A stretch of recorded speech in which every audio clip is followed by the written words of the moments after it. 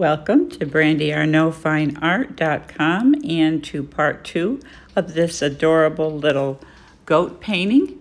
And in the interest of time, I have eliminated the footage of me taking out the background trees and starting the foreground grass. So we pick up from there. And here you see me scrubbing in a base tone for the grass area.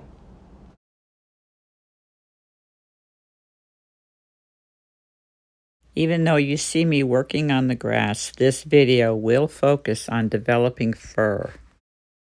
This has to be lighter. So you're probably wondering, why is she going back into the background? I have to make sure that the value and the background is correct so that when it comes to the fur, which is going to be next, I can draw out the fur. So what do I mean, draw out the fur? Well, you'll see what I'm talking about. But for now, let's just talk a little bit about this background. I am putting pure white into the colors that are already there. It's a little bit of a tricky procedure to do that. I recommend that if you're going to try something like this, that you try it on some kind of scrap oil paper or a failed painting. You just lay in some color and then put the white on top and learn how to blend it. One tip is to lay it in and then blend it very softly. A little bit of pressure goes a long way with this technique. And by pressure, I mean pressure on the brush. You lay in the color with lots of pressure and then you blend lightly. All right, so I kind of like that. We're going to work on getting this little sweetheart done the way he should be. So notice that I'm using my larger number 10 brush.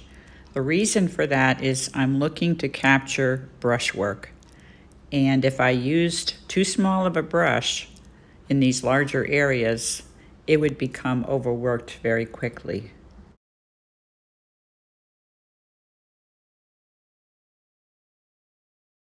Using my finger to create a lost edge. Okay, so I like how that is. And here's an example of what I talked about, drawing out the fur. Okay, I just did a close-up of me brushing out the hair out into the background. So before you can do something like that, you have to have the background where you want it to be. And I'm continuing with the brush to try to indicate a hair pattern. Now notice here how light the touch is with the brush. Very, very light touch. And that's because I already have color underneath. So if I was too heavy with the brush, it would pick up the color underneath and virtually disappear. So I have a thick amount of paint on the brush, and I put it down and then I lightly drag it. However, as I'm observing this, I notice that I am picking up some color underneath.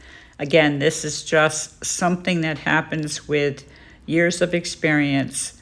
If you're just starting out, this is going to be tricky for you. It's not that it's doable. It is doable, but it's better that you watch this all the way through so you can see my technique and then try to copy it. I wouldn't copy it on a final painting. I would do just like an oil pad, put down some color, and then try to create fur. And when I say an oil pad, it's kind of like an oil sketchbook, and use that to practice your techniques.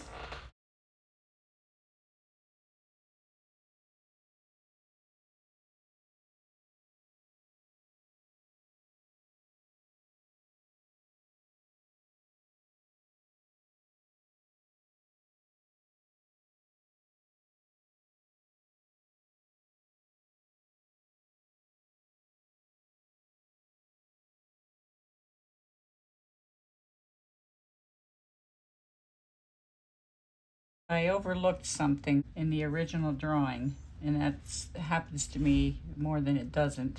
That is, there is a bit of a belly hanging over.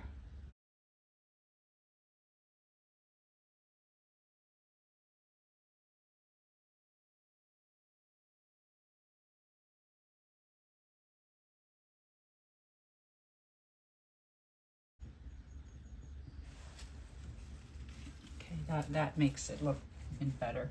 I'm gonna just drop this hoof down a little bit more here.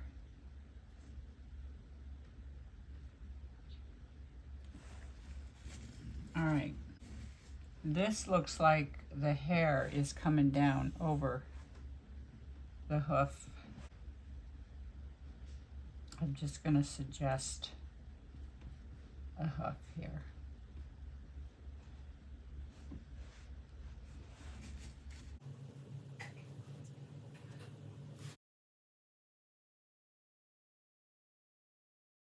And here is another close-up of me using the large brush to create fur.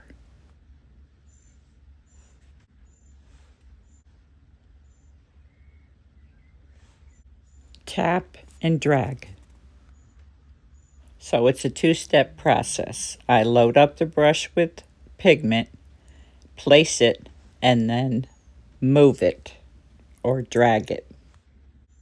Once again, notice that I'm applying a variety where pressure is concerned on the brush. Sometimes a lot, sometimes a little. There's a rim light here. So we're going to put it in.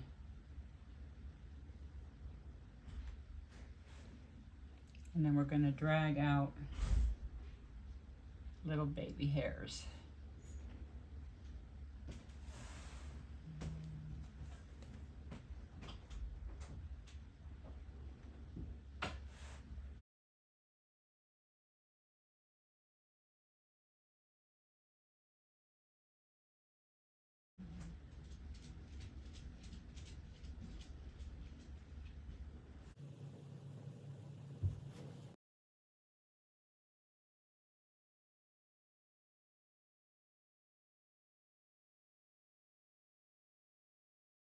I decided that I want a sharp edge here.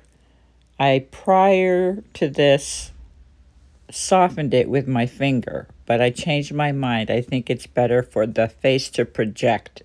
Therefore, I need a hard edge. This is a little bit more fuzzy up through here.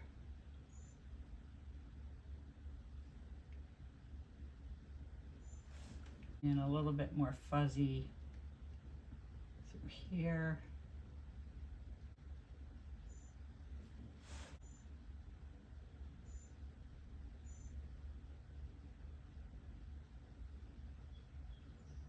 I really want to get this cute mouth.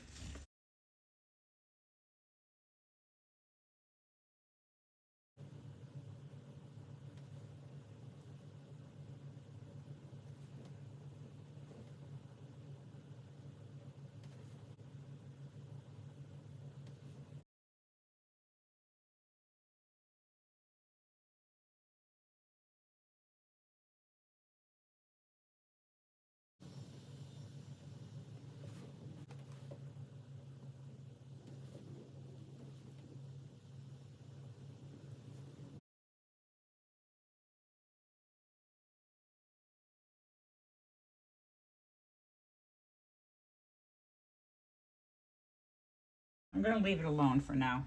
So with the goat finished, I realized I need to brighten up the eye, and that's quite normal at this stage.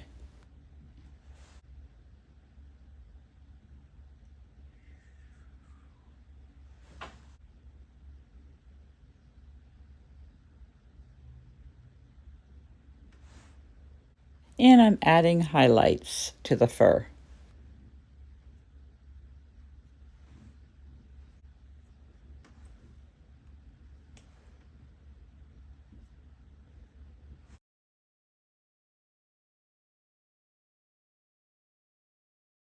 And now with the baby goat completely finished, we're going to move on to the background.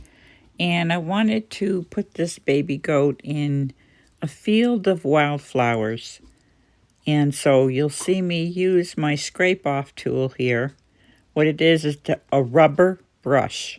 It looks just like a brush, but instead of made with hair, like a brush normally is, this one is made with rubber. And it's really handy for something like what I'm doing right now, and that is establishing greenery the stems of the greenery. Now, of course, what I was doing with that tool is wiping off wet paint to reveal what was underneath. Apparently, I had some darker colors under there, and that's why some of those stems look darker than others. And now I'm taking the brush and I'm just going over it with a mixture of green and just going over the lines and then just trying to drag the brush to create the shapes.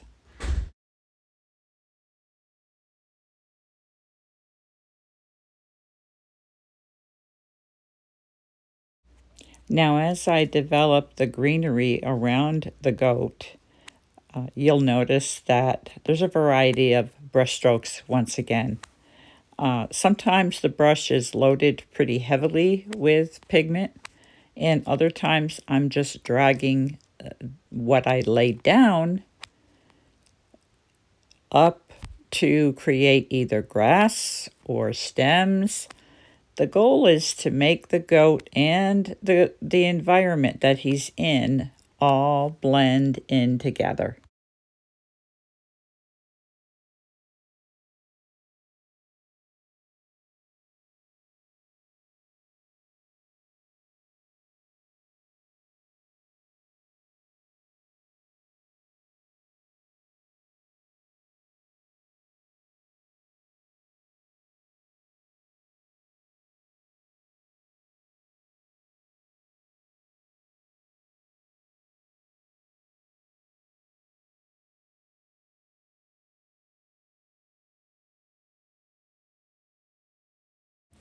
Notice here how I am pulling up the grass all around the front hoofs.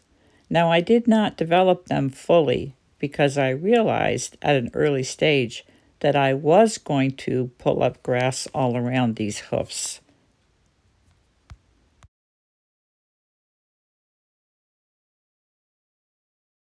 We're going to have to go with a narrower brush now.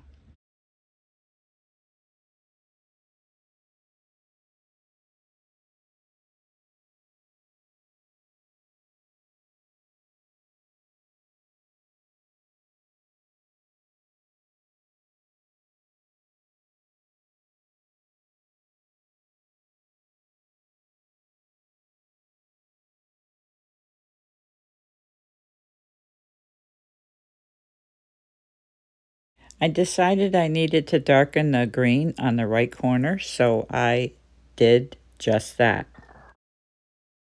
You've probably noticed that there are some daisies in this painting at this point, but I do take them out and just keep it all the purple thistles. And it's right about here that I realize I went a little too crazy with the flowers. Now, this is all about the goat. And yes, it's nice to have the flowers in there too, but they are taking away from the importance of the goat. So I do scrape out all of the daisies and just simplify it with the thistles. And you'll see that in a moment. No, I don't think I like this. I don't like it. These things look like there's some kind of disease process going on here. We're going to take more of them out. We'll take this one out. We're going to take this one out. Now let me get backwards and see what's going on. Yeah, I like that better. Less is best.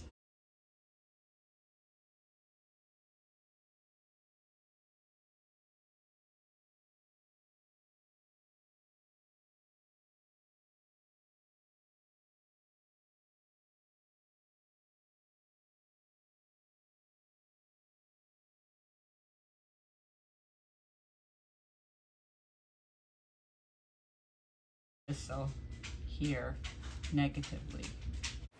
And with this little bit of adjustment, we are finished with the goat. Thank you for watching. Please like and subscribe. It means the world to me. Also, leave a comment.